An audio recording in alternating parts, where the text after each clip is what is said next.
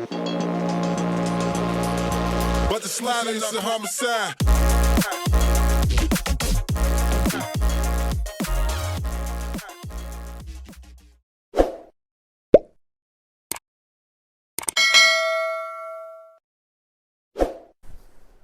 Hey, what's up guys, welcome back to another video. Now today I want to kind of update you guys what I'm doing with this specific rig. So right here we have the Strix 3090, 3080 Ti for the 1.3, a 3070 XC3, and a gigabyte, just a gigabyte I think Eagle I believe, 3080 Ti. So I'm running two cards on one ATX server power supply, 850 watts, and along with the motherboard. And these two cards I'm running on an HP server power supply. Now I'm using a 421 PCIe splitter, and that's how I'm pretty much running this entire rig. I'm putting this in the garage only because it's very, very cold over here. It's like minus, I don't know, 8 or something. So my GPUs are going to be running cool. And as you know, the 3090, 3080 Ti's, they run on GDDR6X. So they run pretty hot in terms of memory temperatures. So what I did was I picked up another 3090. So this is a tough 3090, which I'm going to install on this rig only because I want to also put it in the garage as well. The issue that I'm facing is that if I were to install the 3090 over here, this HP server power supply won't actually help to power it. If you look at the breakout board, I have a ton of space left for cables, but this only runs on 900 watts on a 120 volt outlet, and that's what I'm using right now. So because this runs 350, right? 350 watts, and this is 400, we're looking at 750 watts just from these two cards. Now, the 80% rule on this, you can only use 720 watts. I'm off by 30 watts, which I feel like it's safe because I do undervolt the cards, and Linux isn't known to reset the overclock select like what happens in Windows. So I feel safe right now for this configuration. So what I decided to do was actually get another HP server power supply in this box, right? And how to set up two of them to basically turn out at the same time. You're going to put this one end on one of the server power supplies and the other end on the other one. So this one also comes with a breakout board along with the HP server power supply as well. So what I'm going to do is actually hook it up. So I'm going to run the 3090. So this new 3090 Tough, I'm going to run it on this HP server power supply, and I'm going to be connecting this one, these two basically, with this specific cable. Now there's another problem. So because I'm using 120 volts and a a 15 amp breaker, I'm not actually able to use, I'm going to be pretty much over the 80% rule when it comes to 1800 watts. So what I decided to do was actually remove this 3070. This 3070 is only connected to the Corsair power supply. So I'm going to remove this. I'm going to put the 3090 here, right? And it's going to be connected to its own HP server power supply, which I'm going to put somewhere down here. I'm going to take this card and put it in the 3070 rig that I have in the basement, so that way I can have 5 cards over there, and then just have 4 cards in the garage. The reason being, this one's pretty cool already. I don't need to put it in the garage for it to stay at a cold temperature. The basement is pretty fine, and 3070s are known to actually run pretty cool. So my 3070 rig, which has 3 3070s and one 3060, they run pretty cool anyways. They don't have GDDR6X anyway, so they're pretty cool. So again, removing this, adding the 3090 in its place, and I guess freeing up the cables and connecting another HP server power supply here, running them both at the same time. And I just want to show you guys the hash rate that I'm getting right now. It's been running for 2 days. I've been playing around with the overclocks a little bit, and just to kind of keep it stable, we're looking at 340 watts 340 mega hash with these 4 cards. Now what I'm going to do is, because I'm removing this, we're going to remove around 44 mega hash, as this is an LHR card, and we're going to add a 3090, which is an LHR, so we should be getting around 120 mega hash altogether. So yeah, that's what I'm going to do. Just give me 1 second while I pretty much set it up. All right, let's open the 3090 in 3, 2, 1. All right guys, we finally got the GPU out of the box. We got the dump stickers off of it as well. All right, so the TUF comes with only 2 what's it called, 2 slots, 2 8-pin slots, so we don't really have to use all the cables that we have for our breakout board. But yeah, let me actually bring that up now. So here we have the breakout board, and hopefully I can do this with one hand. All right, so we have the 3090 over here. We have the HP server power supply, so this is another one that I'm going to put beside that one over there. We have our Ubit riser and the breakout board. All right, cool. Now we have the 3070 that we took off. We put the 3090 TUF edition in its place, and we also took out its what's called the splitter, along with the ATX power cable, which I'm going to put on the other rig.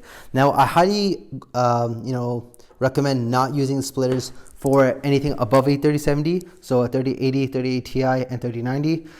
My 3090s and the 3080 Ti's, so basically this entire 4-card rig, none of them are using any splitters, only because I mean 3070s you can get away with it, but cards with higher power TDPs, it's kind of, I guess, a fire hazard. So that's why I'm not using any splitters for those, and I'm keeping it for my 3070, which if you look at my previous rig, almost all of them, my previous rig, which has 3 other 3070s, they all have these splitters. So splitters, again, for 3070s are okay. For anything higher, 3080, 3080 Ti, 3090, do not use splitters at all. And to kind of show what I did, instead of just telling you that I swapped this 3090 here, the 3070 for this 3090, what I did was I attached this cable, so this cable right here, and this was for connecting, hope it focus. This is basically to sync a sync cable for this breakout board and that one over there. So basically when I turn this one on, that one should turn on at the same time.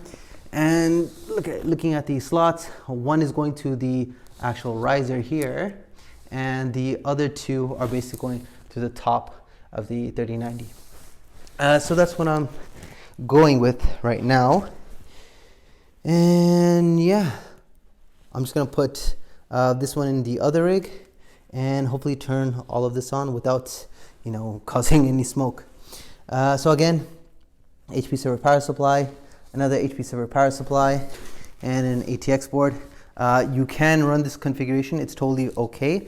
I had my doubts as well, because people usually only run on one server power supply, then you watch some YouTube videos and you realize you can power it up with this. But with the sync cable, you're also able to actually turn that one on as well. So this one is powering these 2 cards, this one is powering this, and this is being powered by that one.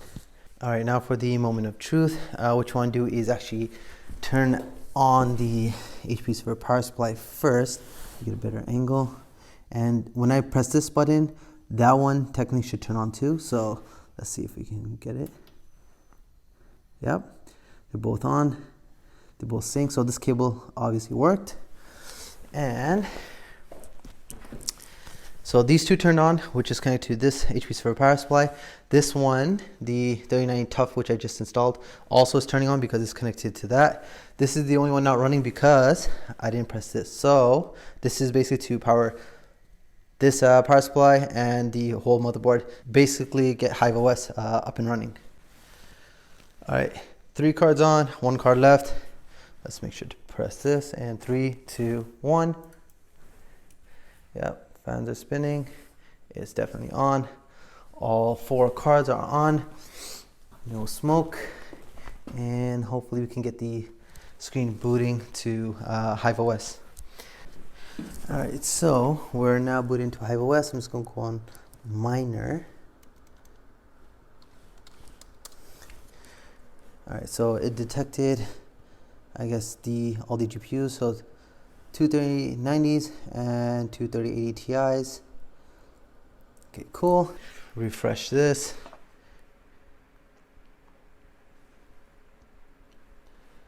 Okay, let's see. So with the 3090, I'm just gonna overclock this to being the same thing as the other one I have. So let's see here, 1200. Yeah, I think that's good. I think what I have right now is fine. So 1150 on the core, memory 2400, 60 fan, and this definitely should be 320. Let's just make this 1200 for fun. Apply, and yeah, as you can see, we are hashing. All right, just to refresh this,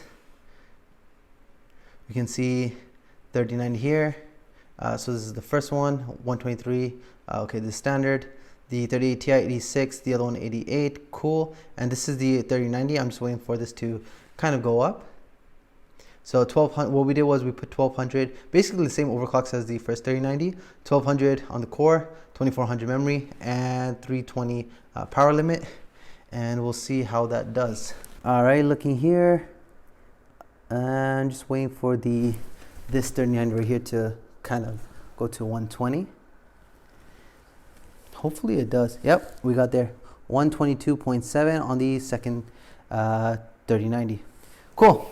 So this was pretty good. Again, 3080 Ti, 3090, 3080 Ti, 3090. So I guess everything works. We are hashing. All right, cool. Now we're getting around almost 417, 418 mega hash on this specific rig. And again, here are the overclocks in case you are wondering. And what we're gonna do now is put this 3070 in my other rig, and hopefully we can get that from, was it 223 mega hash to around 283-ish. Or actually no, that wouldn't make sense. This is an LHR card, so we could only get 44 mega hash on this.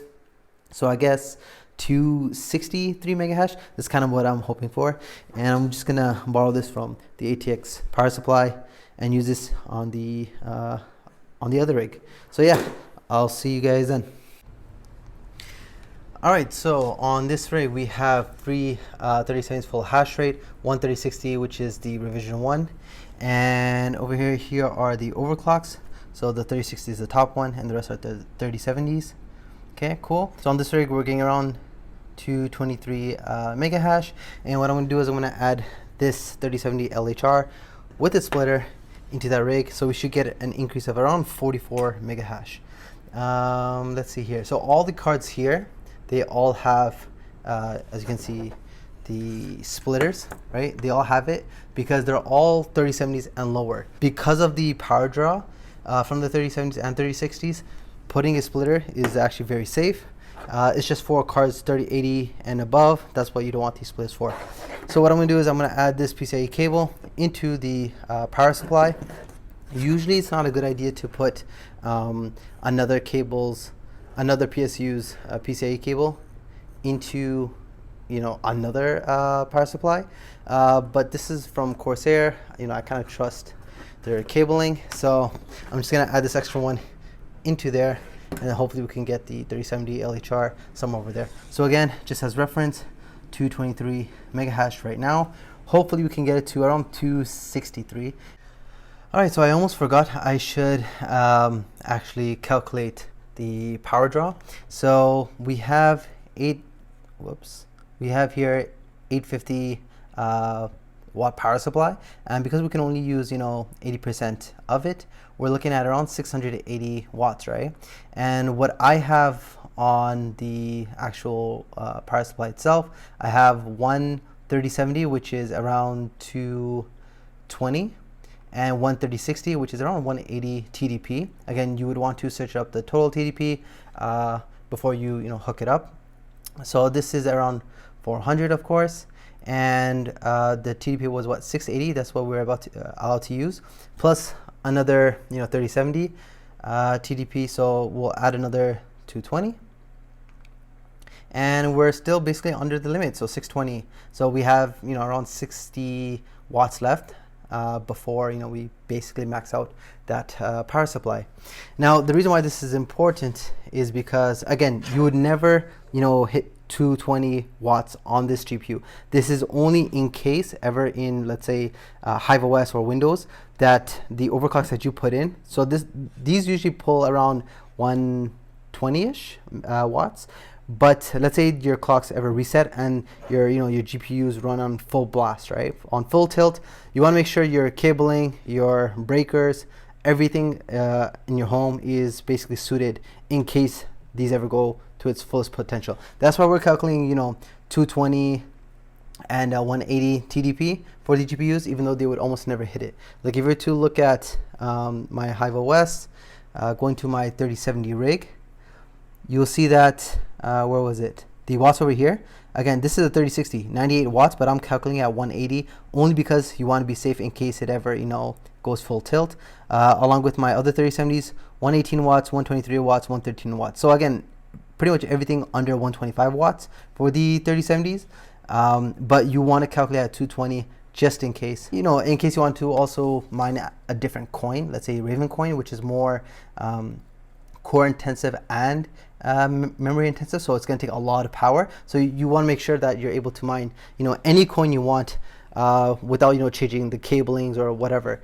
So yeah, switching from, let's say, mining Ethereum to Raven coin, I know that my cabling, my power supply, my whole power setup is will allow me to switch between the two coins without messing around with any of the cabling. So yeah, that's what we have. Let's go ahead and hook this up. Alright guys, so I hooked up the 3070 LHR right in the middle. So we got it on the motherboard along with on the riser as well, powering it again with a splitter, and hopefully the only thing left is pretty much just to turn on everything. So I'm going to turn on this one first. Now this is to power up the motherboard and these two cards. Cool. Now I'm just gonna hit the switch over here, or the button. Hopefully everything turns on. So all the risers are on, all the GPUs also on, and fans are spinning. Cool. They stopped because, again, it's on a Hive OS is on a USB stick, so it's gonna take a bit of time before it basically kicks on. Alright, cool. So I let my rigs run last night just to make sure that they're stable. This is the one with the 2 HP server power supplies and the breakout boards along with the PSU. So I let both of my rigs run and I'm getting around 681 mega hash on Ethereum. And I'm just going to hop on to Ethermine right now, show you guys the daily profits. And of course, the USD value is going to be much lower than expected.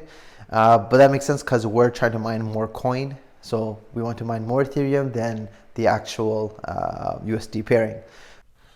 All right, so as reference, today's prices, Ethereum, we're looking at 2,400, and for Bitcoin, 36,000. So this was after a huge crash. So we went from around 3.8K to around 2.3. So yeah, let me show you guys the actual profits now. So I'm on Ethermine right here, and let's see our estimated earnings on a daily basis with 680 mega hash on Ethereum. It's going to be around $22. Before this, we were actually $30 a day without putting in the new 3090 that I just put in. But obviously because of the crash, it went to around $18 or $17 a day. And putting the new 3090, we're now getting 22, which is great. But what I want to focus on is actually the ETH value of it. So we're getting around 0.009, almost 0.0094 ETH. So basically 1 Ethereum on a daily basis in a month, we're looking at around 0.3 ETH. Which is still pretty decent if you actually think about it, because I'm looking more long term, and hopefully I can get where was it, I reported hash rate. Hopefully I can get this up to 1 gigahash. That's kind of my goal right now, and probably gonna be buying more GPUs over time. I'm just waiting for, I guess, other miners to liquidate their farms. So you can get 30 series cards much cheaper. And I feel like this time around mining would be a bit easier, only because during the last bear market you were getting a lot of cards that, yeah, they had a lot of mega hash, but they weren't as energy efficient as the 30 series cards. So those cards, people that had farms of 1660 Ti's or 1660 Supers or even 2060 Ti's, they had to basically stop mining much earlier because their cost of electricity was way higher.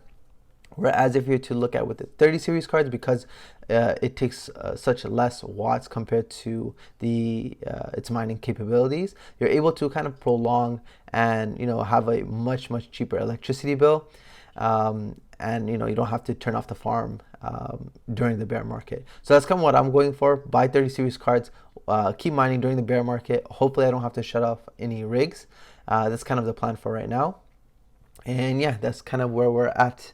Let me just show you guys the graph. So it was 568 or 562 mega hash, and then I just adjusted some of the rigs, and now we're looking at 684, 680 mega hash after. So an increase of let's say 120 because of the 3090 GPU. So yeah, that's all I have for today. If you guys had any questions or concerns, let me know in the comment section below. If you guys have any troubles with the MSI Z390 A Pro motherboard, getting it to recognize more than 4 GPUs, because that's an issue that I had. If you guys have that same issue, let me know in the comment section, and I can help guide you guys on how to combat that. I didn't actually record it because it was over an hour of me troubleshooting, because I thought it was the actual GPU itself. But yeah, don't forget to like and subscribe, and I'll see you guys next time. Peace. But the slide into homicide.